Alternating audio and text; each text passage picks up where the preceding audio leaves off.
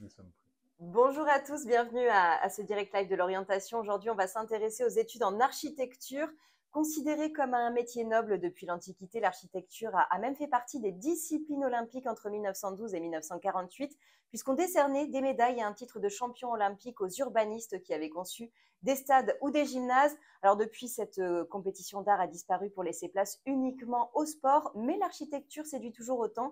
Ça fait d'ailleurs partie des filières les plus prisées. Chaque année, 20 000 étudiants suivent cet enseignement au sein des 23 établissements répertoriés, des écoles qui sont majoritairement publiques. Et c'est le cas justement de l'ENSA Montpellier où nous sommes en ce moment. L'ENSA accueille environ 900 étudiants et permet d'obtenir un diplôme reconnu par l'État. Vous verrez que les matières enseignées sont assez diversifiées, qu'elles vous permettent d'être polyvalents et de vous orienter aussi bien dans la conception, la restauration que dans l'aménagement, en travaillant par exemple dans la décoration, dans le secteur du naval, en ouvrant son agence d'architecte ou en travaillant dans la fonction publique. Si l'accès aux écoles d'architecture est très sélectif, vous verrez que ce n'est pas un cursus réservé aux premiers de la classe. Aujourd'hui, ces établissements misent sur la diversité des profils. Alors finalement, à qui cette formation est-elle destinée? Quels sont les atouts que l'on doit posséder lorsque l'on choisit cette voie? Et quels sont les critères de sélection pour intégrer ces écoles? L'objectif aujourd'hui, c'est de vous donner des pistes et des exemples concrets qui vous permettront de savoir si oui ou non cette formation est faite pour vous. Alors, il ne s'agit pas d'une conférence figée. Vous pouvez à tout moment intervenir et poser vos questions via le chat. Et comme vous êtes derrière un écran, c'est somme toute assez facile puisque ça reste anonyme. Pour démarrer, je vous propose de découvrir qui sont les invités qui m'accompagnent en plateau. Je suis en compagnie de Stéphane Bosque, qui est maître de conférence à l'École nationale supérieure d'architecture de Montpellier. Il est également président du conseil pédagogique et scientifique. À mes côtés également, Orlane Perrault, qui a 22 ans, qui est étudiante en première année de master à l'ENSA Montpellier dans le domaine d'études situation. Bienvenue à tous les deux. Merci d'avoir accepté de témoigner aujourd'hui. On le disait donc en introduction, ça fait partie des formations qui ont toujours une belle cote de popularité puisque chaque année, un grand nombre d'étudiants poussent les portes des écoles d'architecture. Mais attention, la sélection est quand même rude. À Montpellier, vous recevez près de 3000 candidatures pour seulement une centaine d'élus en première année. Alors Stéphane Bosque, justement, quelle est la méthode pour intégrer cette école, une école comme la vôtre? On s'inscrit d'abord, je crois, sur Parcoursup, on formule ses vœux et surtout, on dépose une lettre de motivation pour expliquer son choix d'orientation. Tout à fait. Alors effectivement, la sélection est devenue très difficile, mais elle est basée aujourd'hui, on a fait le choix, chaque école d'architecture a son mode de sélection. Nous, on a fait le choix d'avoir une audition de 15 minutes qui se base où vous êtes qui se fait en visioconférence, donc à distance, et avec un binôme, un architecte, d'enseignant de l'école, C'est la deuxième étape, ça. C'est la deuxième étape, pardon, oui, effectivement. La lettre de motivation, pardon, qui est dans le dossier, je vais un peu vite. La lettre de motivation doit annoncer d'une certaine façon, préparer l'audition et doit expliquer, présenter le niveau effectivement de passion, quelque part, ou d'intérêt, de curiosité que peut avoir la personne pour les études d'architecture. On accorde beaucoup d'importance dans les études à ce caractère et cette curiosité que peuvent avoir les étudiants, et des futurs étudiants et futurs architectes, parce qu'on souhaite qu'il y ait vraiment une dimension sensible et passionnée chez les gens qui viennent ici, et que cette diversité soit une diversité qui ait un point commun, qui est vraiment cette passion et cet enthousiasme. Ça veut dire qu'on parle par exemple de ses voyages, de son engagement associatif, de sa passion pour l'art. Effectivement, ce qui est intéressant et ce qu'on nous on note et on évalue avec beaucoup d'intérêt, ce sont les voyages et les visites qu'ont pu effectuer les personnes et surtout la façon dont elles en parlent. L'engagement aussi associatif, qui est quelque chose qui souvent est un point qui est valorisé, et la passion effectivement de l'art. Orlane, je crois que vous aviez donné des exemples concrets issus de votre expérience en matière de gestion de projet sur du design d'espace. C'est quelque chose que vous aviez pu mettre en application au lycée et qui d'ailleurs vous a donné envie de vous orienter sur cette voie. Expliquez-nous concrètement. Déjà pour expliquer, je viens d'un bac STD2A, donc une filière en art appliqué, où à l'origine, en fait, je ne sais pas si ça se déroule toujours comme ça avec les modifications un peu des structures au bac, mais c'était du coup sur 3 années. La seconde nous permettait un peu de connaître le dessin, de savoir dessiner après la terminale, enfin, la première et la terminale, on avait plus ce mode de projet où on allait justement faire vraiment avoir des petits projets, avoir des conceptions. Et du coup, c'est vrai que j'ai pu avoir cet avant-goût-là avant du coup de faire cet entretien par du coup ce bac-là qui était Oui, ça a été le déclic, puisqu'à la base, vous vouliez faire peut-être du cinéma, et finalement, ça vous a permis de savoir que vous étiez faite pour l'architecture. bah, ça m'a apporté justement cette curiosité-là. Je pense, c'est vrai que du coup, quand j'étais au collège, j'avais cette curiosité de la photo, du cinéma, donc de l'image. Et par bah, ces 3 années au lycée, en fait, on nous a fait une ouverture énorme sur plein de petits domaines. Et du coup, le domaine du design d'espace, et c'est là où je me suis dit, bah, peut-être que ça pourrait être pour moi et que ça pourrait m'intéresser. Alors, je lisais des articles qui mettaient systématiquement en avant la sélectivité féroce des écoles d'architecture, puisque la plupart des élèves retenus ont, semble-t-il, obtenu des mentions au bac. Donc, ça signifie qu'il y a derrière quand même la réussite scolaire, le fait d'avoir des bons résultats. Mais est-ce qu'un élève moyen, un élève qui n'aurait pas forcément des très bonnes notes, serait en capacité de candidater chez vous et d'être retenu? Bien sûr, il y a une partie qui est gérée par Parcoursup. Et après, nous, notre partie à nous de sélection, elle est beaucoup plus basée, elle n'est pas basée que sur les notes, elle est basée vraiment sur les personnalités aussi des personnes, donc ce qui veut des candidats, ce qui veut dire qu'on n'est pas dans une logique purement notes et résultats scolaires. D'ailleurs, Orlane, vous me disiez, dans ma promo, je suis la seule à avoir été retenue. Et ce ne sont pas forcément que les notes qui font la différence. Hein, c'est cet engagement que vous aviez, justement. Oui, bah, c'est vrai qu'en terminale, on était peut-être 4 à vouloir postuler dans des écoles d'archi. Mais je ne sais pas exactement ce qui a pu me démarquer de ces personnes-là, vu qu'on avait à peu près le même dossier scolaire. On avait voilà, à peu près les mêmes notes, on avait le même parcours avec ce bac STD2A. Du coup, oui, bah, peut-être ça sera justement plus sur le regard personnel que vous disiez avec la curiosité associative, le sport, les voyages, le regard en fait qu'on prend sur les choses. Peut-être que c'est ça qui a fait le petit truc qui change. Certaines écoles demandent de fournir un portfolio, une sorte de CV dans lequel on va mettre des images, des dessins, des attestations de stage éventuellement. Est-ce que c'est le cas sur Montpellier?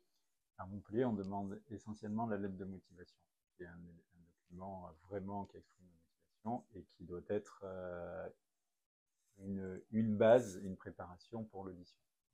Donc, c'est strictement basé sur ça. J'ai cru comprendre que vous aimiez constituer des promos assez hétéroclites avec des gens en profil plutôt atypique, en tout cas moins normé qu'un bac général, on va dire. Est-ce qu'on peut postuler justement quand on est issu d'un bac pro, d'un bac technologique, ou même quand on est en Tout à fait. reconversion d'ailleurs, hein? Il y a eu, depuis quelques années avec Parcoursup, on a dû faire évoluer nos modes de sélection et on a choisi, ça fait l'objet de beaucoup de débats et de discussions, d'ouvrir une partie et de réserver une partie des accès au bac technologique, au bac pro, et donc de façon à pouvoir offrir une grande diversité dans les profils, parce qu'on a des études qui font beaucoup appel à l'entraide, à la collaboration, au travail entre les étudiants. L'école ici est connue pour ça. Et donc on a envie aussi que ces étudiants représentent une diversité. C'est comme ça que ça leur permet d'avancer aussi et de renforcer. Je crois qu'Orlane peut en parler aussi. Oui, c'est vrai qu'en première année, je pense que c'est là où ça se sent le plus qu'on vient de milieux différents. Enfin, je parle d'études de bac, parce qu'on se retrouve parfois dans les ateliers à se donner des conseils, en fait, parce qu'on n'a pas pas forcément, je parle pas de sensibilité, mais peut-être d'outils. On n'a pas les mêmes outils si par exemple on vient d'un bac plutôt littéraire, plutôt scientifique ou du coup plutôt technique. Et c'est vrai que je me souviens de discussions où au final je donnais quelques conseils peut-être en graphisme ou en composition avec des logiciels que peut-être je maîtrisais déjà, alors qu'avec mes autres copains, peut-être qu'ils me donnaient des conseils sur ma manière d'écrire ou ma manière de calculer, alors que moi ça me dépassait peut-être autant qu'eux, quoi. Donc c'est vrai que ça se ressentait vachement en première année. Après, Donc cette solidarité. On y reviendra d'ailleurs tout à l'heure parce qu'il y a aussi un engagement associatif, on en reparlera. Alors sur les 3000 candidats initiaux, environ 600 seront retenus pour participer à l'entretien dont vous parliez tout à l'heure. Ça, c'est donc la deuxième étape. C'est ce qu'on appelle la phase d'admission. C'est une sorte d'audition. Comment ça se passe? Ça sert à quoi? C'est pour cerner le candidat, sa motivation? Alors, comme on a toujours eu beaucoup de difficultés à définir des critères de sélection, vu la diversité qu'on recherche et vu la diversité de profils, on a choisi à l'école d'avoir un oral durant 15 minutes qui nous permet, au-delà de la lettre de motivation, d'échanger avec la personne, de voir son niveau d'enthousiasme, de curiosité, d'intérêt, sa capacité, peut-être de pressentir un peu sa capacité à travailler avec d'autres, à être répondre quelque part aux critères qu'on attend pour les études d'architecture. Mais on pose quoi comme type de questions? On pose des questions du type quel est déjà, parlez-nous de votre parcours, avez-vous une émotion architecturale particulière, qu'est-ce qui vous a orienté vers l'école d'architecture, quelles sont les autres études auxquelles vous avez pensé, avec lesquelles vous êtes hésité, par exemple, parce que ça nous donne aussi souvent des idées. Quel est votre engagement associatif? Est-ce que vous avez monté des projets déjà? Parce que la notion de projet pour nous, elle est très importante. C'est pour ça que l'enthousiasme et la curiosité est importante. Quand on veut monter, le plus important pour nous, c'est vraiment la culture du projet. Vous parliez justement d'une jeune femme qui vous avait fait part d'un souvenir de découverte d'une église et on sentait la sensibilité et c'est ce regard-là que vous cherchez en fait. L'émotion et... C'est l'émotion, c'est rare, c'est difficile hein, quand on est lycéen, qu'on présente son bac, on n'a pas forcément toujours la capacité à l'exprimer, mais chaque année, on a dans les personnes qu'on reçoit, on a des personnes qui ont déjà une capacité à exprimer une émotion, un souvenir d'une visite architecturale, d'une visite dans une ville, d'une visite dans un musée. Et ce sont souvent des éléments qui sont vraiment valorisés. On ressent à ce moment-là à la fois une sensibilité, mais aussi un enthousiasme. Orlane, quel souvenir vous conservez justement de cette phase d'entretien avant d'intégrer l'école? Déjà, il faut savoir que ça fait 4 ans cet été. Et c'est vrai que je me rappelle avoir quand même été pas mal stressée de tout ça, déjà de faire la tournée des écoles, parce que c'était un peu ça, hein, c'était la période où on était un peu en vacances et alentour de mai, du coup, il y avait les vacances et on faisait un peu le tour de France en se disant, bah voilà, je dois être carré, je dois me vendre entre guillemets, et c'était ça un peu qui était compliqué, c'était d'avoir cette première posture, un peu de se dire, voilà, j'ai envie de le faire, mais il faut qu'il m'accepte, du coup, c'est vrai que c'était quand même vachement stressant. Mais après, c'est aussi l'enthousiasme après le bac, de se dire, bah, c'est bon, je ferme peut-être une porte et j'en réouvre une autre. Et du coup, ces entretiens, c'est aussi la possibilité d'ouvrir une porte qui peut nous plaire et nous plaît, du coup. Donc, il y a quand même pas mal d'enthousiasme avec tout ça, je pense. C'est stressant, mais il faut vraiment se dire, pour les candidats, il faut être sincère. Ouais. Et il ne faut pas chercher, c'est pas une audition comme on peut avoir dans d'autres écoles où on va vous mettre en danger quelque part, vous tester. C'est vraiment une audition pour percevoir, parce que parfois il y a des gens qui s'engagent dans les études d'architecture, qui s'aperçoivent que c'est pas tout à fait ce qu'ils recherchent, et il vaut mieux, si on peut nous le détecter avant, vu qu'il y a peu de place, c'est mieux. Alors il faut être sincère. Ici à Montpellier, parce qu'a priori à Marseille, c'était pas la même expérience, que vous aviez candidaté dans plusieurs écoles, déposé plusieurs dossiers, et l'entretien était différent.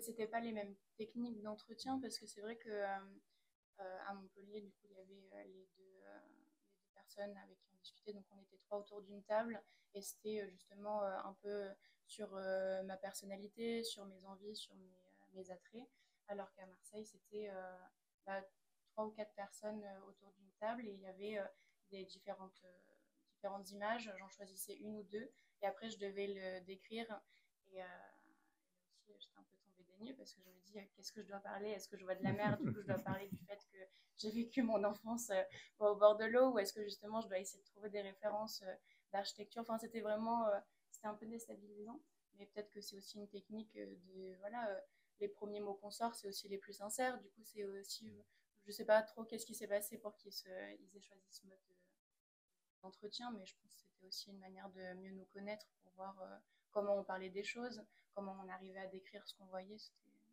peut-être les mêmes intentions, mais formulées d'une autre manière, je sais pas. Ça se fait par visio parce que souvent les concours Oui. sont à la même période, c'est ça? Et justement à quelle date? Expliquez-nous un peu. Alors, ça a lieu le samedi 4 mai et on a choisi depuis quelques années de le faire, suite au Covid aussi, de le faire en visioconférence parce que les candidats, on s'est aperçu que les candidats étaient candidats dans beaucoup d'écoles, ils ont des candidatures dans beaucoup d'écoles et comme le disait Orlan, pour certains, ça nécessitait quand on est en présentiel, de faire plusieurs écoles, donc beaucoup de trajets et en plus, souvent, ce sont les mêmes jours. On a fait le choix de faire en visioconférence pour que les personnes puissent candidater plus facilement et de façon plus économique aussi à plusieurs écoles. Donc le 4 mai pour Montpellier. Le 4 mai. Bien entendu, on intègre une école pour apprendre, hein, pour se former, mais est-ce qu'il y a des prérequis, par exemple? Est-ce qu'on doit avoir des prédispositions en dessin, un bon coup de crayon ou une âme d'artiste pour intégrer une école d'architecture? Alors, on a tous les profils. On a des gens qui savent dessiner, qui arrivent, qui savent dessiner, et d'autres qui ne savent pas du tout dessiner. Le dessin, ce n'est pas un impératif, c'est quelque chose qui aide. Quand on parle d'espace et la représentation de l'espace par le dessin, c'est une facilité, mais on apprend à dessiner à l'école d'architecture. On démarre avec beaucoup de dessins pour apprendre à la main à dessiner, à être capable de s'exprimer. Et les études d'architecture font appel vraiment à beaucoup de compétences. Le dessin en est une, mais ce n'est pas la seule compétence. Et puis, il y a une évolution de la pratique, hein. On n'a pas le même niveau quand on arrive en première année et en master. Ça, vous le constatez clairement. Tout à fait. On s'aperçoit que beaucoup de personnes, d'étudiants qui démarrent, quand ils démarrent en première année, certains sont très forts en dessin, mais moins forts sur l'écrit, par exemple, ou moins forts sur les maths et sur les calculs. Et ils vont compenser cette compétence. Et d'autres, c'est l'inverse, vont être plus forts plus dans les maths et plus dans la physique, les calculs. Et ils vont compenser. Et nous, on attache beaucoup d'importance justement à faire en sorte auprès des étudiants, les étudiants qui sont plutôt scientifiques deviennent très sensibles et ceux qui sont plutôt sensibles deviennent aussi très scientifiques. C'est l'objectif de cette formation. Orlan, je crois que vous êtes arrivé avec de bonnes bases. Vous avez même accompagné donc, vos camarades et finalement, ils ont fini par vous rattraper, c'est ça? Ah oui, mais c'était flagrant, mais je pense même sur justement scientifique, sensible, etc. C'est le niveau qu'on prend en quelques mois est assez flagrant parce qu'on se rend compte, limite, quand on rentre en deuxième année, peut-être justement en voyant les premières années arriver et se dire ah mais oui c'est vrai je me rappelle, j'ai commencé là. En fait la différence des projets, enfin, des rendus en tout cas c'est assez flagrant de tout ce qu'on arrive à apprendre en une année et qui fait qu'en fait oui au final, je leur donnais des conseils, mais rapidement, c'est aussi qui me donnaient des conseils et on n'en était plus là, quoi. Donc ça, il n'y a vraiment pas de problème. Il y a du dessin, mais il y a aussi la pratique, beaucoup sur les outils numériques également. Hein. Bien sûr. Les outils numériques aujourd'hui ont pris beaucoup d'importance dans le métier. C'est-à-dire qu'aujourd'hui, autant avant, quand j'ai commencé à travailler, on dessinait à la main, autant aujourd'hui, on dessine quasiment plus à la main. Mais ce qui ne nous empêche pas d'accorder toujours autant d'importance au dessin à la main. C'est un complément, mais la maîtrise des outils numériques, elle est aujourd'hui indispensable et elle se joue dans beaucoup, beaucoup de logiciels. Et aujourd'hui, il faut absolument effectivement maîtriser ces outils, mais on a aujourd'hui, on est en train justement de mieux structurer cet enseignement des outils numériques pour avoir vraiment toute la panoplie et tout l'éventail des outils dont on a besoin, qui sont à la fois le BIM, ce qu'on appelle le BIM, qui est la conception 3D globale, le dessin cartographique aussi, et l'ensemble vraiment des outils qu'on est appelé à utiliser.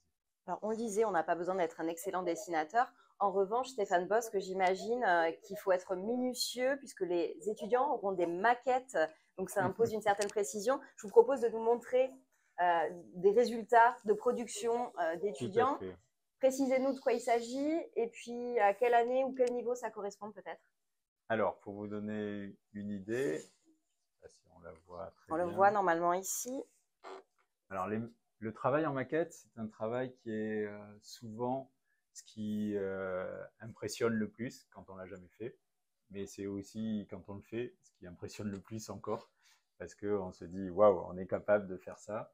Et c'est un outil, ça nécessite, tout le monde peut le faire, il faut être honnête. Ça nécessite effectivement de la rigueur, ça nécessite beaucoup de minutie, beaucoup de patience, et puis beaucoup de réflexion, parce qu'en même temps qu'on fait, on pense au projet.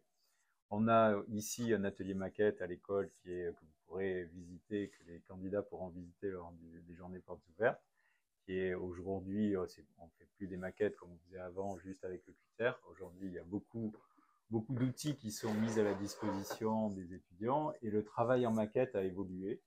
Aujourd'hui, on a à la fois un travail en maquette qui représente, comme les maquettes que vous venez de voir, mais aussi un travail en maquette sur les matériaux et sur l'expérimentation de la terre, du béton, notamment en master. On fait beaucoup ce travail, les étudiants font beaucoup ce travail d'expérimentation de la façon dont on va construire à partir des matériaux. Et l'atelier maquette ici nous permet effectivement de faire tout ce type d'expérimentation.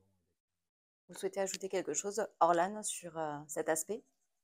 Peut-être, parce que là, on voit des jolies maquettes de projets finis. C'est vrai qu'il y a différentes approches de maquettes et qu'on peut tout autant l'avoir au premier abord de la conception d'un projet et du coup d'utiliser le volume pour manipuler, pour re-questionner et pour justement peut-être tester la matière, pour la comprendre.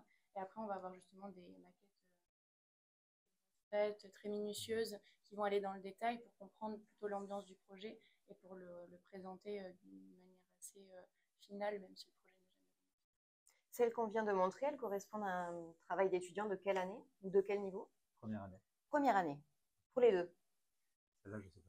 Mais celle-là, c'est première année. Première année, d'accord. Pour la toute première maquette qu'on a montrée, donc qui est...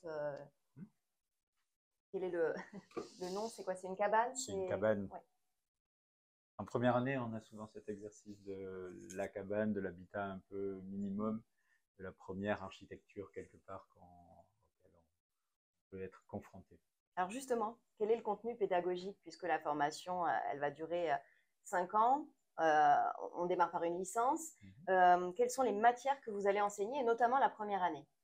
Alors la première année, c'est une année, dans beaucoup d'écoles, c'est une année où on donne les bases. C'est une année un peu propédeutique, où on attaque vraiment l'enseignement. Donc on a beaucoup de dessins, beaucoup de visites aussi de terrain. On commence souvent par des visites de la ville. On a un travail sur le projet qui commence doucement. On a il y a des cours sur l'histoire de l'architecture, puisqu'il faut commencer aussi à établir une culture, à construire une culture architecturale. Et on a des cours sur l'histoire de l'art aussi, sur la partie aussi aujourd'hui scientifique, technique, pas seulement structurelle. Aujourd'hui, la partie technique dans les écoles d'architecture porte à la fois sur la question structurelle, et évidente et indispensable, mais aussi sur la question thermique, énergétique, qui est devenu un des axes élémentaires et essentiels. Avec des chartes et des obligations qui sont imposées de toute manière aujourd'hui. Tout à fait. Il y a un gros travail également collaboratif au sein d'une école d'architecture, un gros travail de groupe finalement. Complètement. On a dans l'ensemble des écoles d'architecture, mais particulièrement à Montpellier, parce qu'à Montpellier, on a une école où la forme de l'école elle-même, les lieux, facilitent ce travail. On a notamment les coursives qui sont très connues, les personnes qui pourront venir lors des journées portes ouvertes. Généralement, c'est un des aspects qui plaît beaucoup. Et ces coursives, c'est un grand espace qui est ouvert, où tous les étudiants travaillent ensemble. Et ça favorise effectivement la collaboration, et on s'aperçoit, sans l'organiser, sans mettre en place de principes d'organisation, de liens entre les étudiants, que les liens se font entre les années, les différentes années, et qu'il y a un système de solidarité, d'aide et de tutorat quelque part qui se fait automatiquement, et qui est un des éléments très très importants pour l'apprentissage et pour les écoles. On dit souvent que le travail en école d'architecture est très énergivore, avec une masse de travail conséquente. Il y a une expression qui s'appelle la charrette. Alors, est-ce qu'il faut se préparer à ça? Est-ce que c'est la réalité? Est-ce qu'on bosse beaucoup en archi, y compris en première année? La charrette n'existe plus. Il y a des consignes ministérielles aujourd'hui qui demandent, à juste titre, très souhaitable, qu'on fasse très attention au rythme de travail, qu'on fasse beaucoup plus attention qu'on a pu le faire. Il est vrai qu'il y a eu une période connue où la charrette était un peu l'élément incontournable, une sorte de bizutage pour vraiment devenir architecte ou étudiant en architecture. C'est plus que la charrette, ce qui est compliqué au début. Il ne faut pas prendre peur, il faut être assez serein avec ça. C'est normal que ce soit compliqué, c'est l'apprentissage du projet.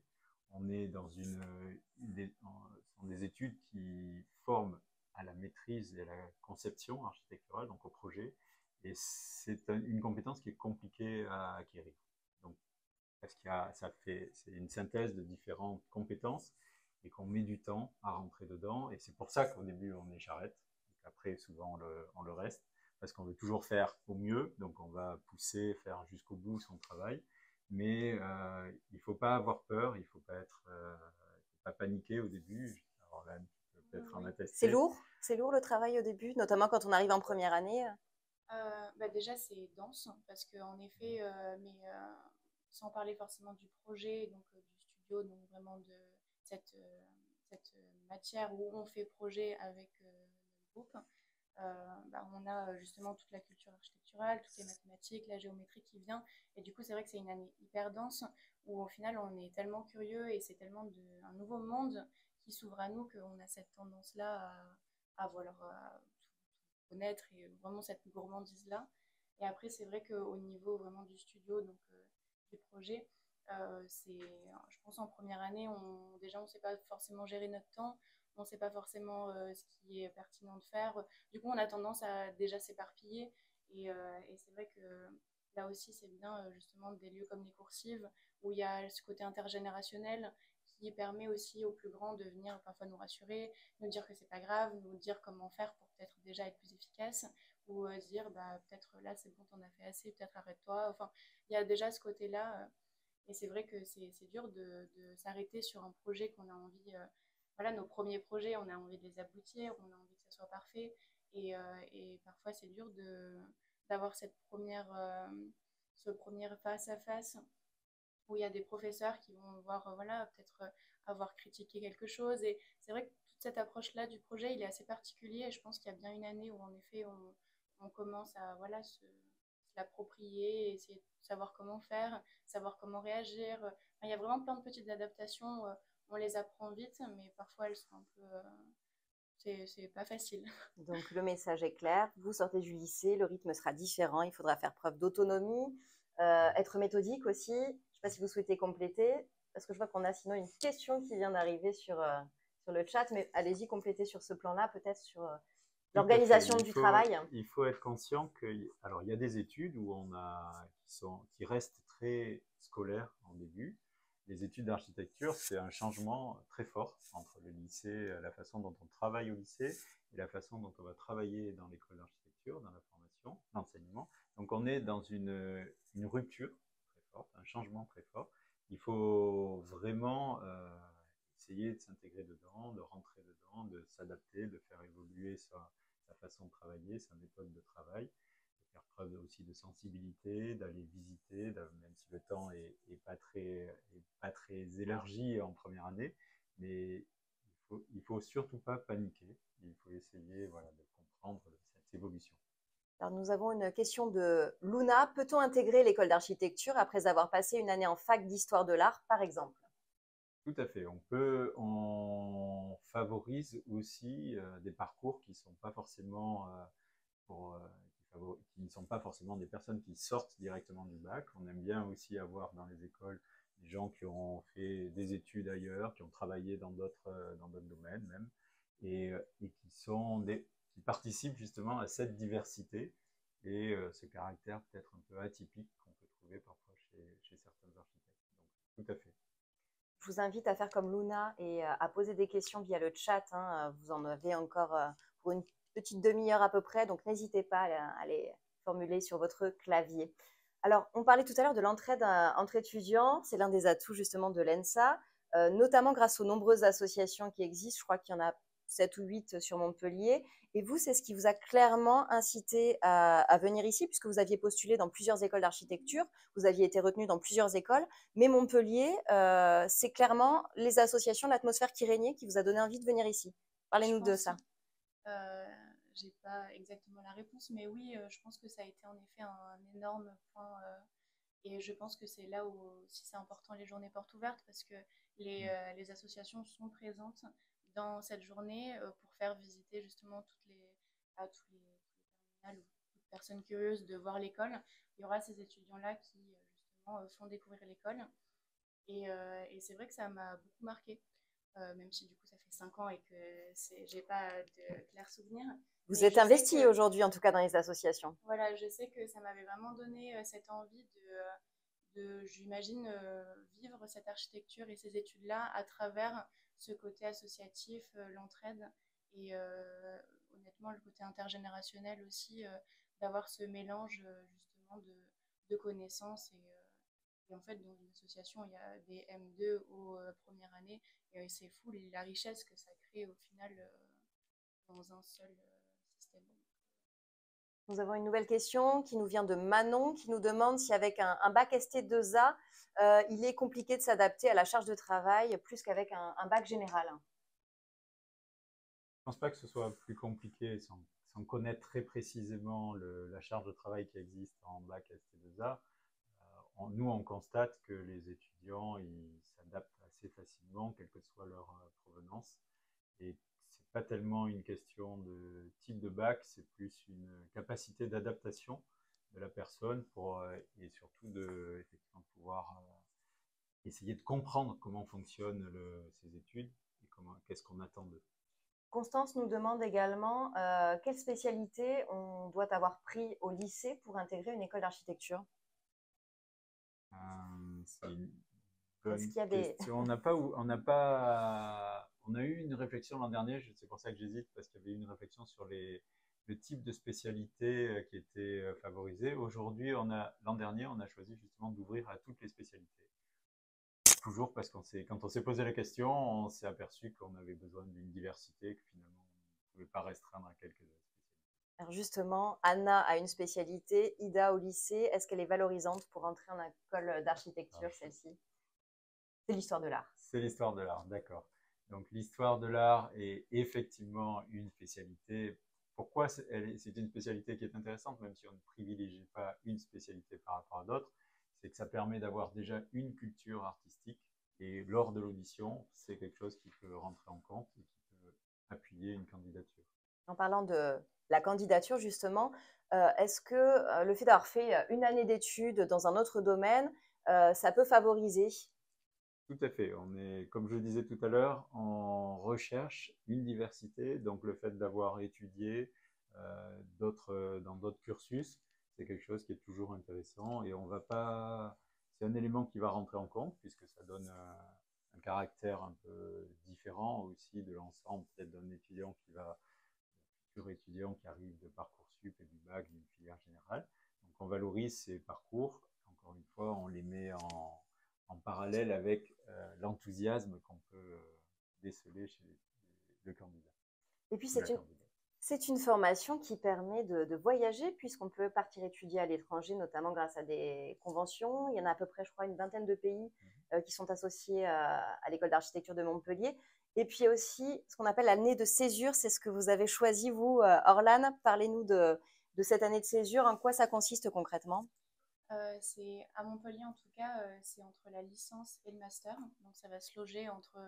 Là, j'ai fait mes 3 années de licence. J'ai eu ma licence, donc je l'ai validée. Et après, j'ai pu demander cette année de césure où, on va dire, 6 mois avant la fin de ma 3e année, du coup, j'ai fait un dossier pour expliquer mon projet avec l'école et on me l'a validé.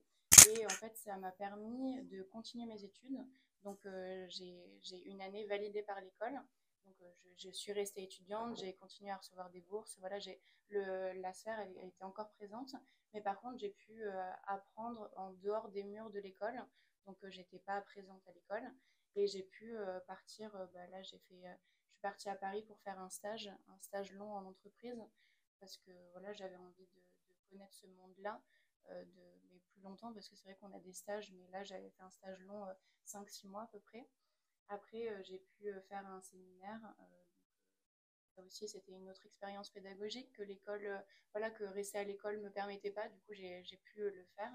Et après, j'ai fait un voyage de 3 mois pour m'intéresser. Je suis partie au Maroc pour m'intéresser au patrimoine de terre crue qu'il y a énormément au Maroc et à laquelle je suis hyper sensible. Du coup, c'est vrai que ça m'a aussi donné l'opportunité de partir avec mon sac à dos et de voir autre chose que Montpellier. Cette coupure, elle est formatrice, Stéphane Bosque? Elle est très, très importante parce qu'elle permet, et on voit vraiment la différence dans les étudiants qui font une césure, reviennent avec une approche différente, enrichie, et c'est vraiment quelque chose qu'on favorise. On a beaucoup de demandes d'ailleurs maintenant sur la césure, et c'est différent d'Erasmus, c'est différent de toute autre expérience. D'ailleurs, souvent, les étudiants qui partent en césure font, comme Orlan l'a expliqué, à la fois une expérience professionnelle et un voyage, parce que ça permet voilà, de confronter un peu les deux. C'est un temps dont on ne dispose pas forcément dans le cadre des études, et ça permet vraiment d'enrichir avant, en plus d'aborder la ligne droite finale qui mène au diplôme, et dont on sait après que la pratique professionnelle attend. Orlan a employé une belle image. Elle me disait, l'architecte, c'est à la fois un ingénieur, un artiste, un scientifique, puisqu'il peut travailler finalement dans différents domaines, maîtriser plusieurs compétences, superviser finalement plusieurs corps de métier également. Alors, dans quel champ s'inscrit cette filière au final? Un architecte. L'architecture uniquement. Parce que voilà, il y a un parallèle entre les sciences, entre Tout à l'art, fait. C'est vraiment c'est ce qui est intéressant, c'est ce qui moi m'a beaucoup plu dès le début et m'a orienté vers l'architecture, c'est que ce n'était pas qu'artistique, c'est artistique, mais c'est aussi scientifique. C'est on construit pour les personnes, on construit pour la société, donc c'est un rôle dans la société, c'est un sens dans la société, l'ensemble de la société, dans son environnement. Et c'est ce qui est aujourd'hui, je pense que c'est aussi la raison pour laquelle aujourd'hui c'est une filière, un métier qui intéresse beaucoup, parce qu'il y a des multitudes de façons justement de construire des projets plus tard dans la société, et que ça a un vrai sens. Vous-même, vous avez été formé ici il y a quelques années. J'ai été formé ici, effectivement, je ne suis pas passé par Parcoursup puisque je suis rentré en 1990 et que j'ai fait mes études ici et ensuite un peu à Barcelone, et je suis revenu ici pour enseigner par la suite. Preuve que l'école attire beaucoup. Alors, on disait, la formation en architecture ouvre sur de nombreux domaines. Ça peut être le patrimoine, l'urbanisme, la scénographie. Finalement, on peut exercer quel type de métier? Alors, on peut exercer, déjà, il y a une diversité de pratiques en tant qu'architecte. En tant qu'architecte, comme vous l'avez mentionné tout à l'heure, on peut travailler dans une agence, s'installer à son compte, avoir son agence. On peut travailler dans la recherche également. On peut travailler dans une collectivité, dans une mairie. On peut travailler dans le public, dans d'autres fonctions, pour l'État par exemple. Il y a une multitude, une grande diversité de pratiques possibles. Mais on s'aperçoit aussi, et on sait aussi, que beaucoup de diplômés, beaucoup d'architectes vont travailler dans des domaines qui sont complètement différents et qui ont souvent trait au projet et à la création, à la créativité. Ça peut être dans le design, ça peut être dans le textile, ça peut être dans le montage de projets aussi d'une façon générale. Donc c'est la compétence projet, et montage d'un projet avec la capacité à mobiliser une équipe, à motiver une équipe, c'est quelque chose qui est très important et qui est peut-être un des points communs aux différents parcours. Orlan, vous êtes en 4e année, mais je crois que vous hésitez encore. Hein, vous savez pas trop si... Ah oui, pour après. C'est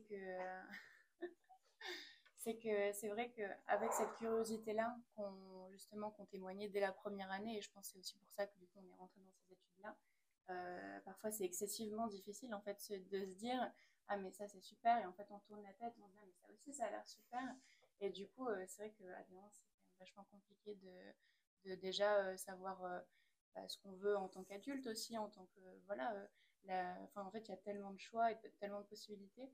Mais c'est comme quand je disais ouvrir la porte sur les études supérieures quand on est en terminale. Je pense qu'après, du coup, il y a la porte voilà, du travail et c'est bientôt la porte que je vais ouvrir et je sais juste pas laquelle je vais choisir, quoi. Mais j'ai tous les choix devant moi, en tout cas, ça c'est sûr. Alors, une question de Walem. L'option maths experte est-elle valorisante pour entrer en école d'architecture? Comme les autres options, pas plus, pas moins. C'est la capacité en maths, ça compte, mais ça fait pas tout, comme on l'a dit tout à l'heure. Il y a une question, je crois aussi, sur la césure que j'ai vu s'afficher tout à l'heure et qui va revenir dans quelques secondes à l'écran. Pour l'année de césure, est-ce qu'on peut être sélectionné en fonction de notre niveau d'anglais, par exemple, ou est-ce que c'est le projet avancé qui est déterminant? Qui souhaite répondre? Orlan? Non, c'est pas le niveau d'anglais, justement, parce que c'est vrai que j'avais eu le point un peu difficile avec l'Erasmus, où justement j'ai un niveau atroce en anglais. Et ce qui me débloquait justement pas les possibilités de faire des Erasmus, par exemple, ou en tout cas, voilà, si on nous demandait un niveau de langue. Alors que l'année de césure, en fait, on a par exemple, je crois que dans ma promotion, on était 15 à peu près à être partis. Et en fait, il y avait 15 années complètement différentes où moi j'ai plutôt fait en deux parties avec une année du coup de professionnel, enfin une partie de l'année professionnelle, une partie voyage. Il y en a qui sont restés en France et qui ont fait que des stages pendant un an. Il y en a d'autres qui ont fait un an en Amérique latine. En fait, ils ont juste fait des chantiers participatifs là-bas. Et du coup, en fait, on se rend compte que voilà, si l'envie est d'aller dans des pays anglo-saxons parce qu'on parle anglais et c'est bon, en fait, on peut tout faire. C'est vraiment, je pense, l'année qui nous appartient le plus dans notre vie, j'imagine. C'est vrai. Ça donne envie. C'est une belle année. Il y a une autre question de Walem, la filière de Estelle, pardon. La filière architecte-ingénieur a-t-elle beaucoup de différences avec la filière d'architecte? C'est une bonne question. Là, on a un double cursus à l'école, comme beaucoup d'écoles d'architecture maintenant en France, double cursus architecte-ingénieur. C'est une filière qui est un petit peu différente, mais qui présente beaucoup de similitudes avec la filière, le cursus architecte.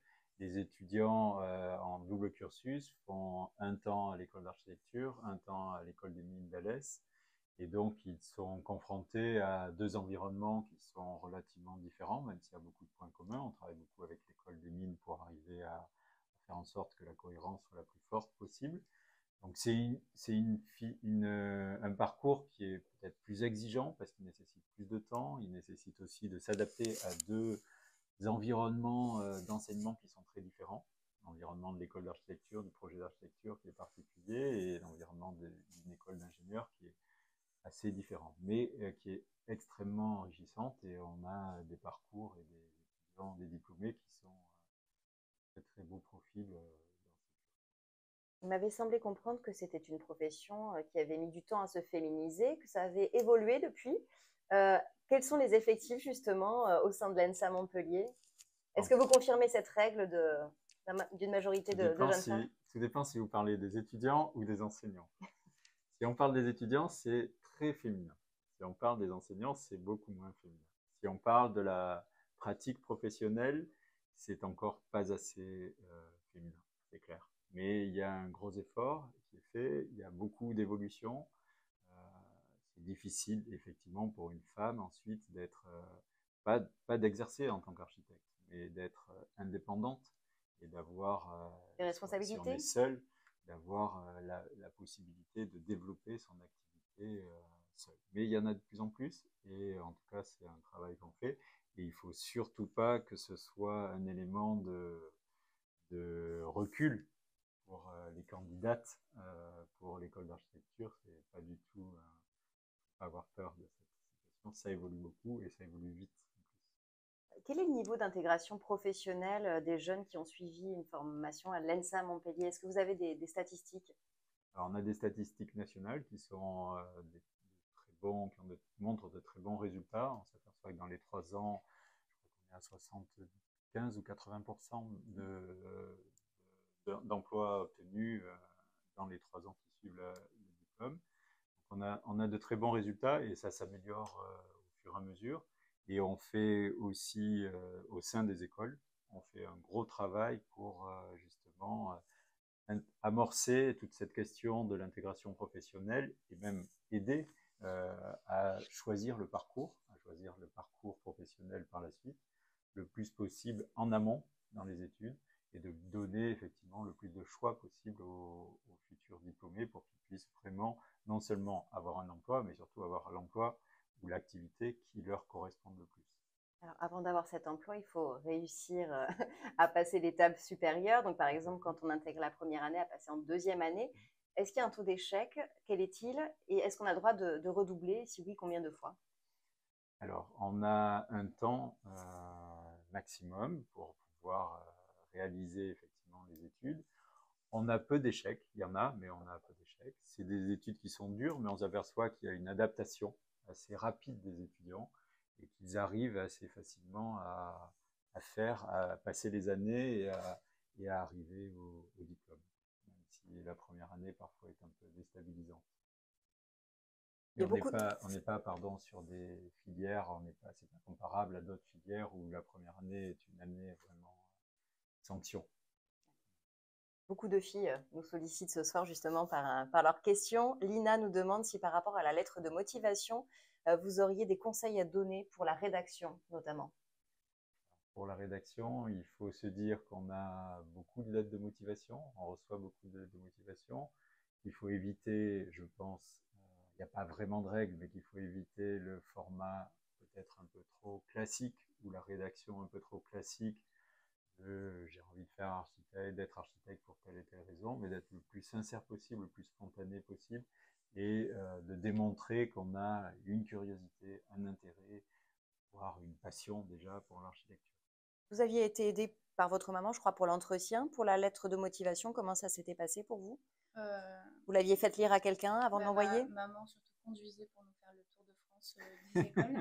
Mais c'est vrai que la lettre de motivation, j'ai eu la chance d'avoir des professeurs qui pouvaient m'aider, en qui j'avais confiance. Et c'est vrai que si on n'a pas forcément les parents qui suivent, c'est vrai qu'il ne faut pas non plus se culpabiliser de demander de l'aide, j'imagine. C'est vrai que on est parfois entouré de super personnes. Et du coup, voilà, peut-être demander une relecture, des conseils, parce que c'est vrai que nos professeurs en terminale, c'est eux qui nous ouvrent aussi cette porte-là et qui nous accompagnent. Et après, oui, c'est vrai qu'on en avait beaucoup parlé, je me rappelle, avec tout mon groupe de copains, on se montrait tous nos lettres de motivation en disant est-ce que tu me prends si tu dis ça et tout, parce que c'est vrai que c'est un peu ce côté se mettre en avant et essayer de s'exprimer à l'écrit, c'est parfois un peu maladroit, du coup n'hésitez pas à le montrer, le faire relire par toutes les personnes de confiance qui peuvent vous passer par la tête. Oui, c'est un exercice qu'on n'est pas forcément habitué à faire. Donc, ça me gêne toujours de faire des lettres de motivation même actuellement pour demander des stages. Ah, en parlant de stages, nous avons une question. Est-ce que les stages ont une importance lors de la sélection? C'est un élément qui compte, effectivement. Si on a des candidats qui ont déjà fait, et ça arrive, on en a régulièrement maintenant, des candidats qui ont fait un stage pendant l'été ou l'année précédente, parce qu'on a aussi dans une agence d'architecture ou en tant qu'architecte ou sur des chantiers, des choses comme ça. Alors, on a de plus en plus des gens qui tentent le concours, qui ne le réussissent pas et qui l'année d'après, ne l'ayant pas réussi, vont faire un stage dans une agence d'architecture. Et ce sont des points qui montrent à la fois la motivation et l'intérêt que peuvent avoir les candidats dans plus. Si les jeunes qui nous regardent souhaitent se documenter, utiliser des supports éventuellement pour préparer cette fameuse lettre de motivation, je crois que vous avez des ouvrages à nous recommander. Alors, ils sont tout à fait, sur la table, on va les saisir. Je vais vous les montrer. Est-ce que vous pourriez nous en parler? Alors celui-ci, par exemple. Ce sont des ouvrages qui sont relativement simples et vulgarisateurs, on dira, qui permettent d'avoir une première explication relativement simple de ce qu'est l'architecture, les différents monuments. Il y a une petite histoire d'architecture, par exemple, qui existe et qui permettent d'avoir déjà une vision aussi un petit peu globale de ce qu'est le métier d'architecture et d'avoir aussi, pour certains livres, de permettre d'avoir accès à une première culture architecturale, qui est toujours intéressant. Il y a d'autres livres qu'on peut recommander. Il y a notamment un livre d'un architecte qui s'appelle Peter Zumthor, un livre sur Atmosphère et sur Penser l'architecture, qui est souvent un livre qu'on recommande en première année et qui montre, qui met peut-être bien en avant la question de la sensibilité que doit avoir l'architecte, qui est toujours quelque chose d'intéressant. On peut renvoyer aussi sur YouTube de l'ENSAM pour consulter les documents nécessaires. Vous aviez d'ailleurs des bibles comme ça, des livres de référence avant d'intégrer l'ENSAM, ou c'est venu au fur et à mesure? Non, c'est vraiment, je pense, venu au fur et à mesure de mes études, parce que c'est vrai qu'à chaque fois, on nous recommande des livres où on a la médiathèque qui est hyper riche, hyper dense. Donc c'est vrai qu'après, je pense l'attrait à la lecture, il y en a, ils sont pas faciles à lire. C'est vrai qu'il faut savoir les déchiffrer, il faut savoir bien lire. Mais c'est vrai qu'il y a des petits ouvrages comme ça qui permettent de cerner le domaine, parce que je pense ce qui est important avant de rentrer à l'école, c'est peut-être de comprendre en fait qu'est-ce que c'est un peu l'architecture, qu'est-ce que c'est un peu le métier, même si c'est vraiment des questions hyper complexes et qu'il y a plein de manières et plein de définitions. Je pense que c'est bien de cerner ça, et c'est aussi de ne pas se culpabiliser, de ne pas trop connaître, parce que c'est vrai, quand je faisais visiter sur les journées portes ouvertes, on me demandait beaucoup: ah mais c'est grave si j'ai pas cette culture-là, et j'avais tendance à répondre bah non, parce que tu rentres dans l'école justement pour l'avoir, et que si tu l'as pas, en fait, si tu l'as avant, on ne sert à rien. En fait, c'est pas, tu vas tout de suite exercer parce que en fait, tu as déjà toutes les compétences. Et du coup, il y a ce côté de ne pas être attristé par cette non-culture, parce que c'est justement à rentrer dans l'école qu'on va vous l'apporter, cette culture-là. Donc, lire, c'est bien de cerner un peu qu'est-ce que c'est pour être sûr que ça nous plaise. Ça, c'est bien. Mais après, oui, cette culture, elle vient petit à petit. Il n'y a vraiment aucune inquiétude avec ça. Une question vient d'apparaître. Est-ce que le domaine de l'architecture navale est inclus à l'école de Montpellier? Alors, il y a une workshop à l'architecture navale. C'est une partie qui a toujours été présente à Montpellier, qui est présente aussi à Nantes, je crois, et qui est une des options, effectivement, qu'on a à l'école. Vous avez un étudiant qui est revenu, je crois, un ancien étudiant, un diplômé qui est revenu récemment, qui a travaillé pour l'armée. Oui, en effet, parmi les parcours, il y a une grande diversité, et comme on dit depuis le début, et il y a peu de temps, puisqu'on a une licence d'exercice qui implique un passage à l'école d'architecture après quelques années d'expérience. Ça nous permet de voir un petit peu les parcours.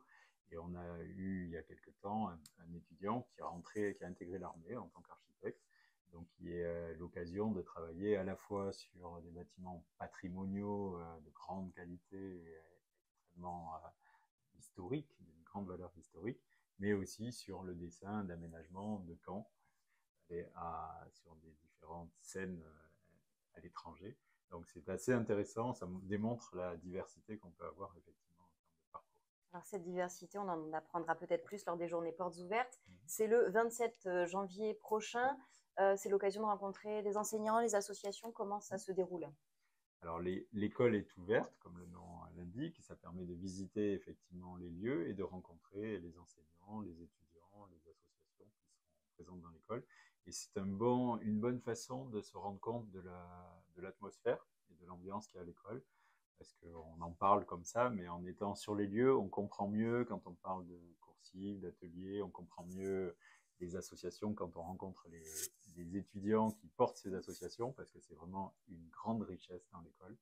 Et il suffit d'aller à la cafétéria, par exemple, à la cafette, pour se rendre compte quotidiennement de ce qu'apportent les associations dans l'école. Et c'est vraiment les journées portes ouvertes. On a beaucoup de personnes, de candidats, qui nous en parlent, des journées portes ouvertes, lors de l'audition, et qui nous en parlent avec vraiment énormément d'enthousiasme, et beaucoup qui nous disent qu'effectivement, ils ont hésité un petit peu, et ils ont été complètement séduits lors des journées. Quels sont les horaires d'ouverture? De 9h30 à 17h. Donc le 27 janvier prochain. Il y a aussi un autre aspect qui peut être intéressant quand les lycéens hésitent encore, ce sont les expositions qu'organise l'ENSA. C'est l'occasion de découvrir le travail des étudiants. Il y a justement une exposition qui sera à découvrir du 23 janvier au 6 février qui se nomme le projet Archifolie. C'est un projet d'ampleur inédite qui réunit pour la première fois les étudiants des écoles nationales supérieures d'architecture qui ont conçu dans le cadre des Jeux olympiques, on en parlait en introduction, et paralympiques 2024, 20 pavillons éphémères chacun pour représenter les fédérations sportives. Peut-être nous dire un mot sur l'importance de ces expos qui sont l'occasion de voir le travail, d'être en immersion dans l'école. Tout à fait. L'école d'architecture a une vie culturelle et une programmation culturelle dont une partie est portée aussi par les étudiants, donc c'est important de le rappeler. Et il y a beaucoup d'expositions, même qui sont ouvertes au public, de conférences. Vous pouvez voir sur la chaîne YouTube de l'école, notamment les différentes conférences qui ont pu avoir lieu à l'école. Et c'est toujours intéressant de voir le type de conférences qu'on a et qu'on reçoit. Et on a 2 grands halls dans l'école qui permettent d'accueillir à la fois beaucoup de présentations, d'expositions des travaux des étudiants, mais aussi des expositions sur des architectes, sur des expositions artistiques. On a aussi une chorégraphe qui est en résidence à l'école. Donc on a une activité, une vie culturelle, il y a une vie culturelle qui est assez intéressante. Il y a peu de temps, d'ailleurs, il y avait une présentation des césures et des travaux, des voyages qui avaient été faits pendant les césures. Il y a vraiment beaucoup d'activités. Il faut aller sur le site de l'école pour suivre tout ça. Nous arrivons quasiment au terme de cet échange. J'aimerais, en conclusion, que vous nous disiez tous les deux ce qu'on attend d'un étudiant en architecture.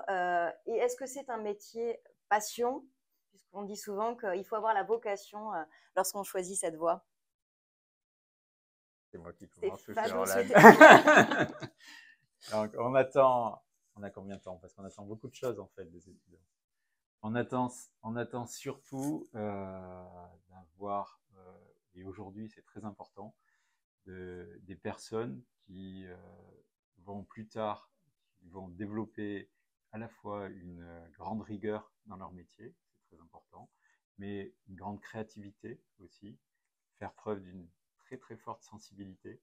Aujourd'hui, c'est extrêmement important dans la place qu'on va prendre plus tard dans la société, et des gens qui sont justement conscients de leur environnement, l'environnement dans lequel ils vont devoir agir, intervenir. Et on le voit, je crois, Orlan en a très bien parlé tout à l'heure, on pousse à travers ces études à ce que justement il y ait cette sensibilité à la fois artistique, mais aussi une sensibilité sociale par rapport à la société dans laquelle on intervient. On a un rôle, un métier qui est vraiment très très fort dans la société. Orlan, le mot de la fin vous revient. Mais je pense qu'on en a parlé plusieurs fois de cette curiosité-là, mais j'ai quand même l'impression que c'est un trait qui revient, mais quasiment dans mon quotidien. En fait, vraiment, qui tous les jours, parce qu'au final, les choses changent. En fait, on voit, il y a des nouveaux projets qui apparaissent, il y a des nouveaux courants, il y a des nouveaux enjeux, et vraiment, limite, le domaine évolue, mais constamment. Et sans cette curiosité-là, c'est vrai que parfois on a du mal à suivre, on a du mal, enfin cette remise en question que la curiosité pousse, je pense elle est centrale et il faut vraiment pas stopper en fait cette curiosité-là, il faut justement la nourrir et je pense vraiment le domaine de l'architecture c'est un des meilleurs justement pour alimenter cette curiosité qui peut brûler et qu'on a juste envie de remplir parce que bah, on se rend compte que tout est très intéressant et qu'il ne faut vraiment pas se priver, je pense.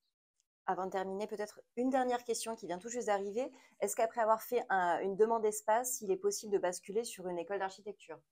Stéphane? C'est un DMMAID, c'était... DMMAID. Ouais, c'était... DMMAID. Désolée pour le...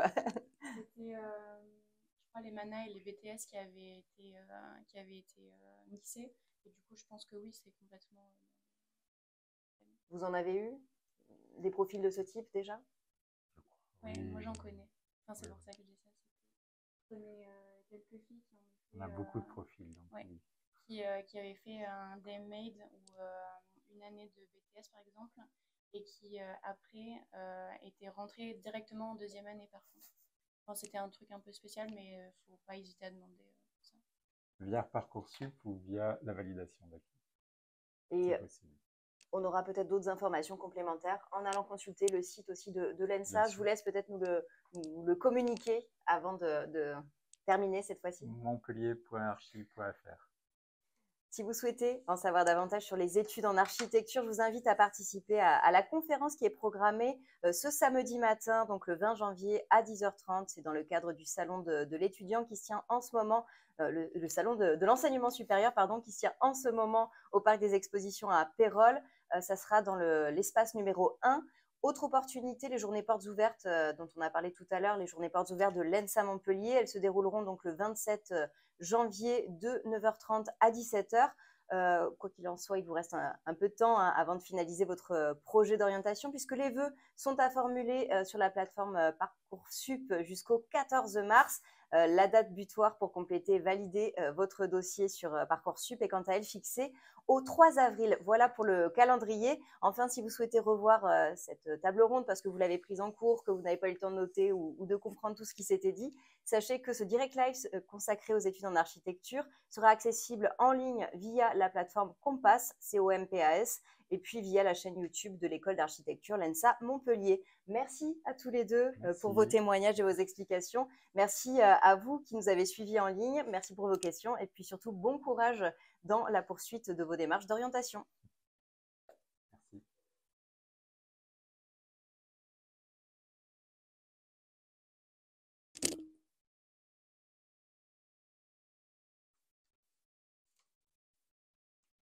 Merci. Voilà. On est toujours extrêmement ponctuel avec l'architecture.